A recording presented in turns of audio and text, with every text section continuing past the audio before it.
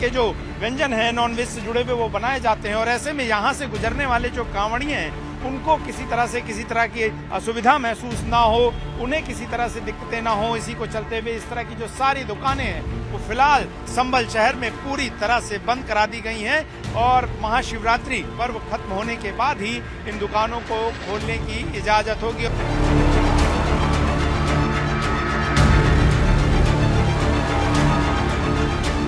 महाशिवरात्रि के पर्व से पहले संभल में प्रशासन जोर शोर से तैयारियों में जुटा है और ऐसे में कांवड़ियों और हिंदू धर्म के मानने वालों की आस्था और श्रद्धा को ध्यान में रखते हुए नॉन वेज बनाने वाली बेचने वाली सभी दुकानों को पूरी तरह से बंद कर दिया गया। इस वक्त हम सराय चौधरी के इलाके में हैं। बैजोई की तरफ ये रास्ता जाता है और अगर आप देखें तो ये वो इलाका है जहां सबसे ज्यादा बड़ी संख्या में नॉन वेजिटेरियन डिशेज सर्व करने वाली जो दुकानें हैं वो यहाँ पर मौजूद हैं। और आप देखें तो दिन के 12 से ज्यादा का वक्त हो चुका है और सभी दुकानें यहाँ पर आपको बंद नजर आ रही होंगी। सभी दुकानों का शटर जो है वो इस वक्त आपको डाउन नजर आ रहा होगा। और क्योंकि जो इस तरह की चीजें होती हैं इसमें स्ट्रीट फूड भी शामिल होता है और सड़कों के किनारे ही इस तरह के जो व्यंजन हैं नॉनवेज से जुड़े हुए वो बनाए जाते हैं। और ऐसे में यहाँ से गुजरने वाले जो कांवड़िए हैं उनको किसी तरह की असुविधा महसूस ना हो, उन्हें किसी तरह से दिक्कतें ना हो, इसी को चलते हुए इस तरह की जो सारी दुकानें हैं वो फिलहाल संभल शहर में पूरी तरह से बंद करा दी गई हैं। और महाशिवरात्रि पर्व खत्म होने के बाद ही इन दुकानों को खोलने की इजाजत होगी। और हमने देखा है कि इससे पहले सावन के महीने में भी इस तरह से प्रशासन की तरफ से कोशिशें की जाती हैं। और चूंकि संभल एक ऐसा संवेदनशील जिला है जहां पर नवंबर की घटना के बाद जाहिर तौर पर प्रशासन चाहता है कि कानून व्यवस्था को लेकर कोई चुनौतियां उत्पन्न ना हो। फिलहाल उन्हीं सबको ध्यान में रखते हुए एहतियातन इस तरह की नॉन वेजिटेरियन डिशेज सर्व करने वाली सभी दुकानों को बंद करा दिया गया है। इस वक्त हमारे साथ बात करने के लिए संभल के जिलाधिकारी डॉक्टर राजेंद्र पेंसिया साहब हैं। पेंसिया साहब, महाशिवरात्रि का त्यौहार आ रहा है और जाहिर तौर पर 24 नवंबर की घटना के बाद एक इस तरह की स्थिति की संवेदनशील पूरा जो जिला बना हुआ है, किस तरह की तैयारियां प्रशासन द्वारा की गई हैं खास करके संभल में? संभल में स्थिति पूर्ण रूप से सामान्य है। हमारे यहाँ जितने भी शिव मंदिर है उन पर 100% हमारी टीम ने भ्रमण किया है। वहाँ पर साफ सफाई करवा दी गई है। कुछ जगह पे रोड मरम्मत करवानी थी वो भी करवा दी गई है। गर्भगृह के अंदर और बाहर की ओर सीसीटीवी कैमरे भी इंस्टॉल किए गए हैं। जो 3 मुख्य स्थान हैं सादत बाड़ी, बेरनी का मंदिर और खगुसराय कार्तिकेय महादेव मंदिर, तीनों के ऊपर हमने विशेष व्यवस्थाएं रखी हैं। वहाँ पर हम दूसरी बार भी मैं और कप्तान साहब भ्रमण करेंगे और स्थितियां सामान्य हैं, किसी प्रकार की कोई समस्या नहीं है। और जो कावड़ बाहर से आती है और हमारे यहाँ से गुजरती है तो उनके एंट्री से लेकर के एग्जिट तक हमारी टीम साथ रहेगी ताकि किसी प्रकार की कोई भी न्यूसेंस उत्पन्न न हो। खगुसराय का जो मंदिर रिस्टोर किया गया था सालों बाद, क्या वहां पर अब इस बार बड़ी संख्या में शिव भक्तों का कावड़ लेकर आना अनुमानित है? किस तरह से प्रशासन देख? इससे पहले यहाँ पे लगातार जलाभिषेक तो हो रहा है किंतु कावड़ और कावड़ यात्रा और शिवरात्रि पहली बार आई है तो संभावनाएं हैं। इसीलिए हमने वहाँ पे पूरी सुरक्षा भी रखी है, पूरी व्यवस्थाएं भी रखी है और किस तरह से एंट्री होगी, किस तरह से एग्जिट होगी वो भी हमने प्लान किया है वहाँ। सर, संभल की जो जामा मस्जिद है जिसको लेकर सबसे ज्यादा चर्चा रहती, वहाँ रिस्टोरेशन को लेकर एक लेटर लिखा गया है। प्रशासन ने अपनी तरफ से इस बारे में क्या कहा है? जो विवादित ढांचा है उसके लिए उन्होंने एएसआई को पत्र लिखा है।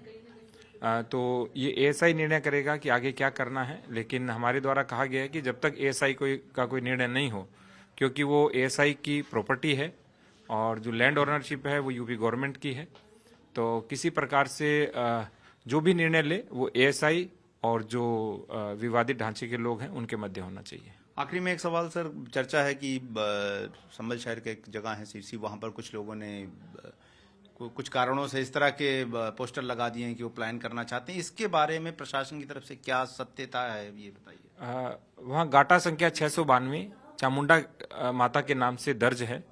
उसमें 650 वर्ग मीटर की भूमि है जो पहले हमने अतिक्रमण मुक्त भी कराई थी, सफाई भी करा दी गई थी। उस पर स्टे था और स्टे हटवाने में भी जो हमारी नगर पालिका परिषद है उन्होंने सहयोग किया था। वर्तमान में 100 वर्ग मीटर भूमि पर कब्जा है जिस पर जो हमारा राजस्व न्यायालय है उसके अंतर्गत 67 की कार्रवाई चल रही है। उसी कानूनी प्रक्रिया के माध्यम से वो कब्जा हटाया जाएगा और शेष पर हमने तारबंदी के लिए बोला है। और जो व्यक्ति जानबूझकर ऐसा करने का प्रयास कर रहा है उसको हम पाबंद भी करेंगे कि किसी प्रकार की कोई न्यूसेंस उत्पन्न न करे। चलिए, तो कुल मिलाकर किसी तरह के अफवाह को फैलाने की इजाजत नहीं दी जाएगी, लेकिन महाशिवरात्रि जैसे बड़े महापर्व के लिए और खास करके वो इलाके जहां पर इस बार खास करके कांवड़ियों की संख्या दिखाई देगी, जिला प्रशासन की तरफ से एक बड़ी तैयारियां कर ली गई हैं।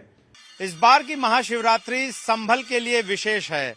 न सिर्फ संभल में कई प्राचीन कूपों और मंदिरों का जीर्णोद्धार हुआ, बल्कि संभल जिसके 3 कोनों पर अलग अलग महादेव के मंदिर हैं, वहां पर भी शिवरात्रि को लेकर बड़ी तैयारियां की जा रही हैं। इस वक्त हम जहां पर मौजूद हैं, ये चंद्रेश्वर महादेव मंदिर है और ये माहिष्मती और सोत नदी के संगम कहे जाने वाले स्थान पर मौजूद है।